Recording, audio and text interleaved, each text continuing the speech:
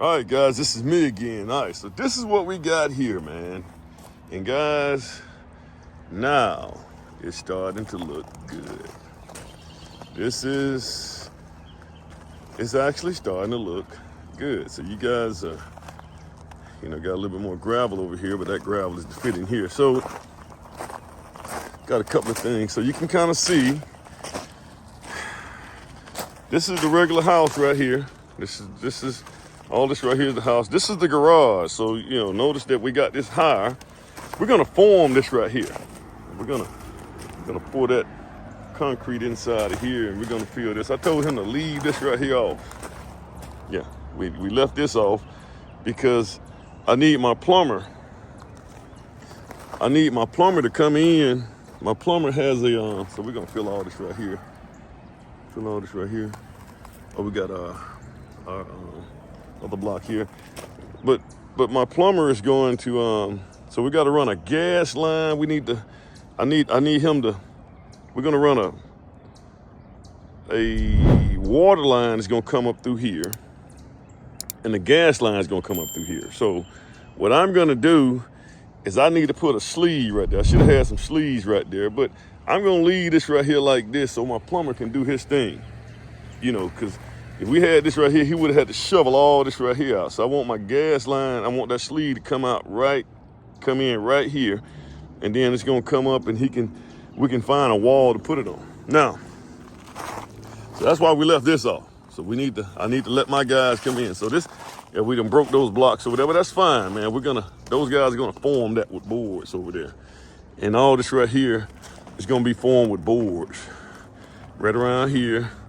And then this right here is okay. And then this right here will be formed with a board. This is the front stoop right here. So we'll probably be, I'm gonna figure out how many blocks high I need to be. I may have to come back and pour a little bit more when we do the drives and walks. But I'm gonna have this front stoop right here. Just trying to look at these blocks. So we're gonna fill all these right here in. All these blocks. This is all gonna get filled in with concrete. Okay? And guys, let me say this right here, guys. I get a lot of guys, this right here is my and so I also put a sleeve right. So I know my power is gonna come in. My power meter is over here. So the power is gonna come in over here. Let me just make sure. You got I don't have a transformer over there. Yeah. So my power is gonna come in right. There's a meter. You see that meter right over there? Yeah. There's a meter right over there, right in that little area right there. So that's where my power is gonna come in at. So that's why I got my ground. I put a ground over here. And I also, this right here is where my field lines are gonna go. So my field lines are gonna stretch all the way across here. They're gonna go all the way across the front of the yard. All this right here is my field line area right here. Okay? That's why I got that whole perk there. So what that means is my septic tank is probably gonna be right along in here. So we're gonna dig up the septic tank right here, which is why I put that sleeve here. So this is where my plumber gonna dig in. He needs to drop everything right here and run it right here so we have fall. Guys, these are things you got to think about on the front end. All right, so now the reason that I'm here today is I'm going to measure. I'm just going to make sure I measured it already, but I just want to make sure. I'm going to look at everything. I got knocked off for a second, man, trying to use this new iPhone here. So there's a couple of things here. There's a couple of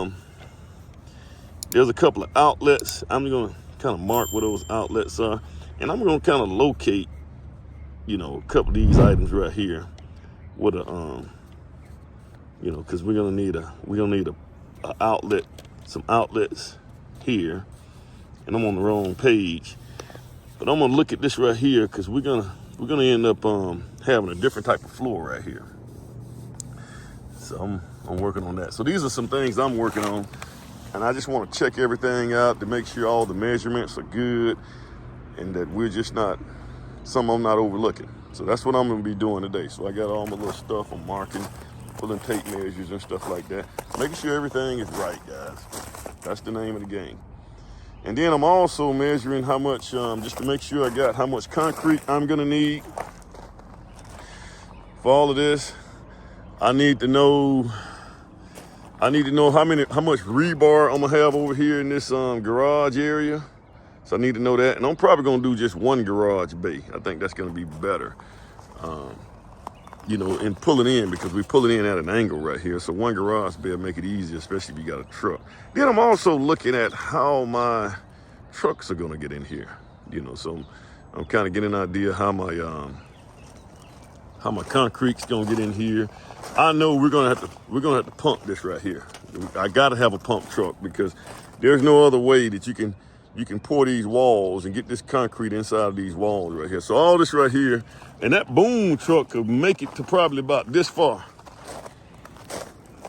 It'll make it to about right here. Yeah, that boom truck will make it. It'll make it about right here. So we can pour all this right here with the boom truck.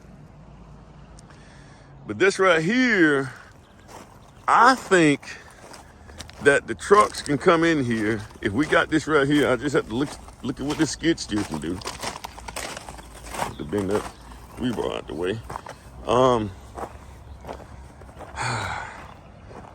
I think that a truck can back in here. I'm just thinking, guys, and I don't know, these trucks, they all change with the weather, man. I'm thinking he can back in here and back over inside of here. So we got this right here. So this right here already busted out anyway. Looks like we done busted out a couple of blocks anyway, so we're gonna have to form that anyway. So those trucks can back. He can back as long as he don't, so this all right here can be poured with the boom truck. But that truck can back, and we can get all this right here. We can get all this right here. Yeah. That's my thoughts. I'm getting a game plan for these concrete guys, man, because these, well, I tell you what, it's stressful dealing with those concrete guys. But this is what it looks like, guys, right now. This is what it looks like. All right, guys, I've been kind of done my little thing here. So let me just show you what I did here. So I did a couple different things here, guys.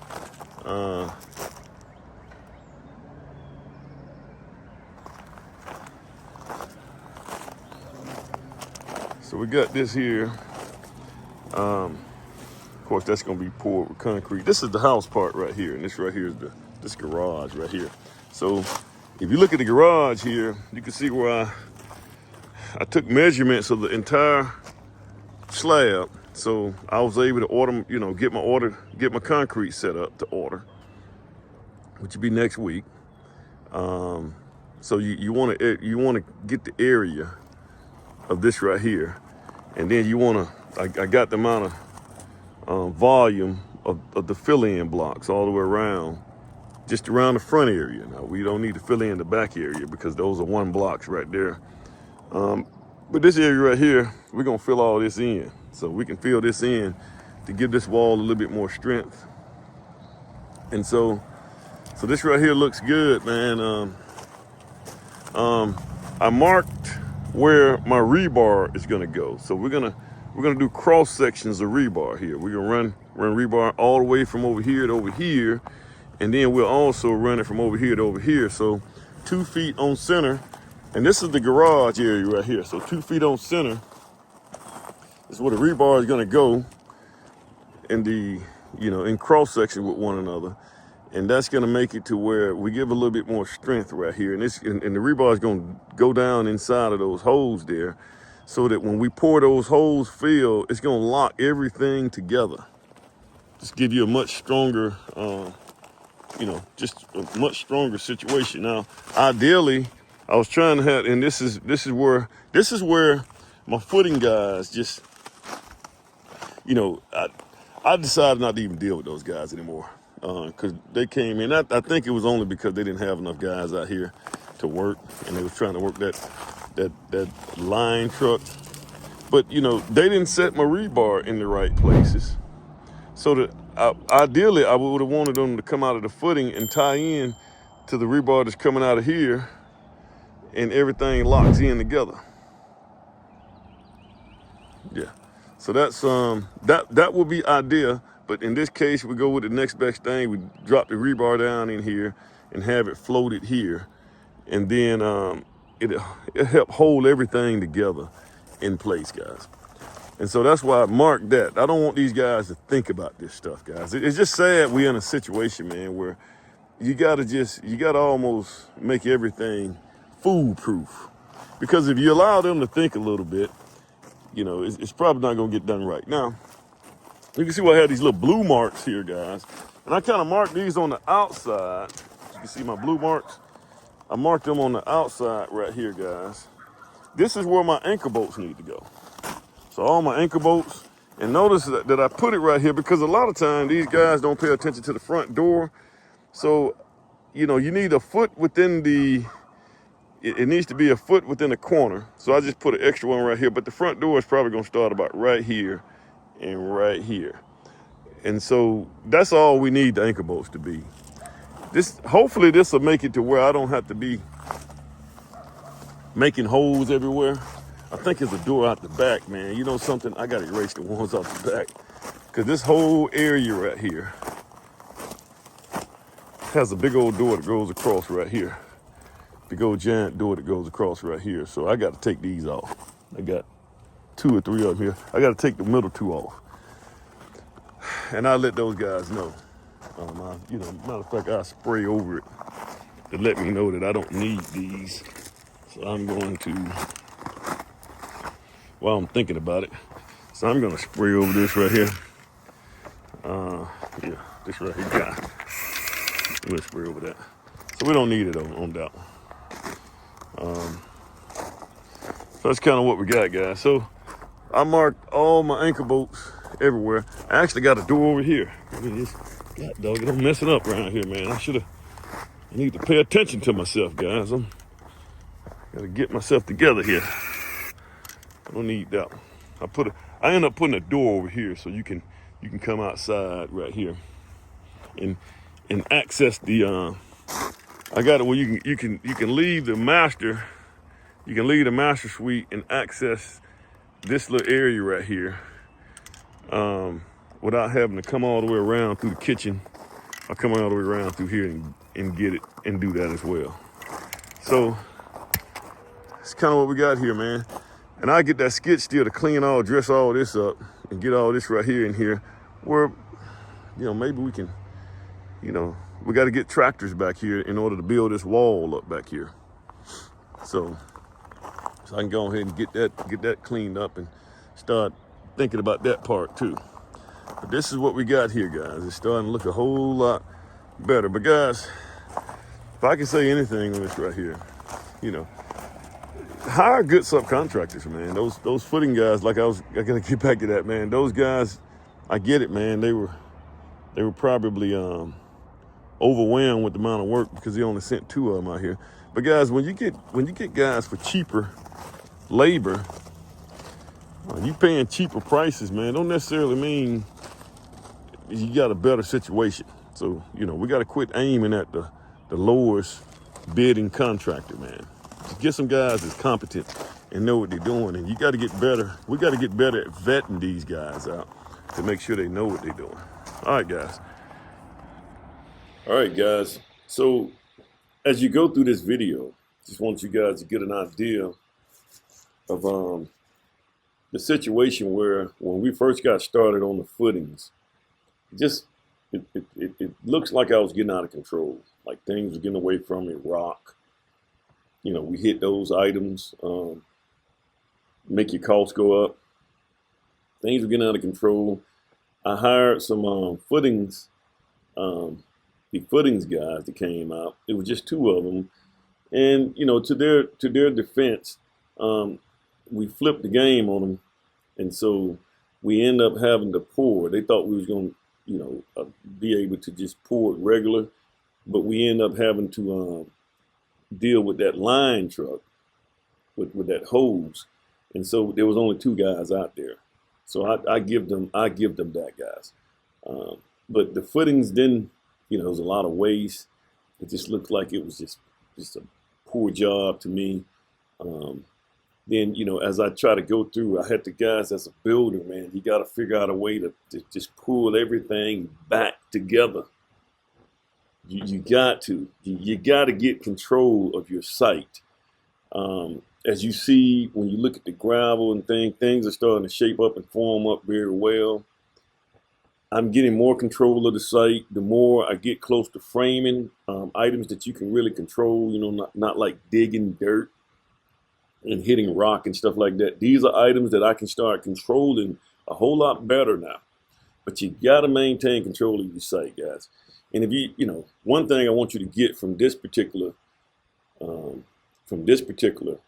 video toward the end that I was kind of discussing, guys, don't just think that you're gonna go get cheap subcontractors and suppliers. You're gonna pay. You're gonna pay on the front end, on the back end. A lot of time people are cheap because they hadn't mastered mentally a skill that they should have, and they don't feel the need to charge you for it. People who've mastered a skill and they have this stuff figured out and they're good at what they do, they're going to charge you for it for the most part. In most cases, not always. Sometimes you might get a diamond in the rough somewhere, but in most cases, people are going to charge you for that. And like I said, you can get, guys that are just not that good, not that savvy, and you can pay them lower costs. You can pay them lower, but you better know whatever it is that you hiring them for, that you paying them lower for. You better have that figured out to where you can hold them accountable in the event that they do it wrong. Because at the end of the day, when things go wrong, especially on foundation and framing, they're not going to come. That guy's gotten paid. That subcontractor's gotten paid. He's gone. He's gone on about his business.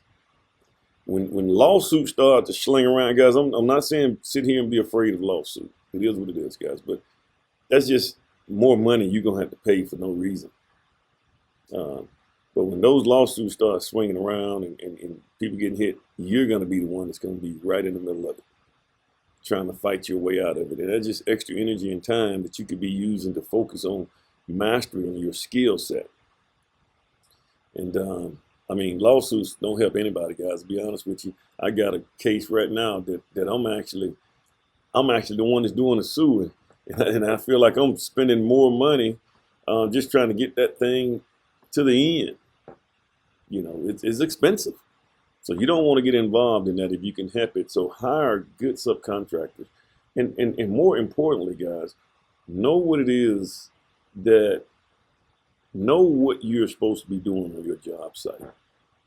And what you should be getting out of this right here is that I leave nothing to chance with my guys.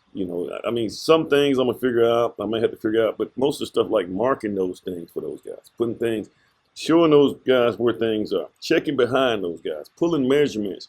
I pull measurements on that whole job site to make sure that the block guys were excellent. Now the block guys typically are brick masons. They're good. They're good because they're used to being very meticulous. But guys, you got to watch your subcontractor. You got to watch your site. You got to get your site in control, and whatever you can do to make sure that those guys can just go there and focus on what they need to do, and you can think of things on the front end to help them do what they do. Do it. And guys, if you're getting anything out of this video, hit the thumbs up, guys. This be shared to other people who are out here trying to build, especially guys who's not second and third generation builders. They don't have fathers that can actually teach them and grab them by the arm, or grab them and just pull them into the game. Because this is a tough industry, man. Whether you're doing commercial or residential, it doesn't matter which one you're doing. It's tough to get out here and actually build and make a profit because you got so many people trying to eat at you. But once again, guys, like, share, subscribe. And I appreciate you guys for joining in on this channel. Check out some of the other videos I got out here, man. This is you know, we're gonna make you guys out of builders. You guys are.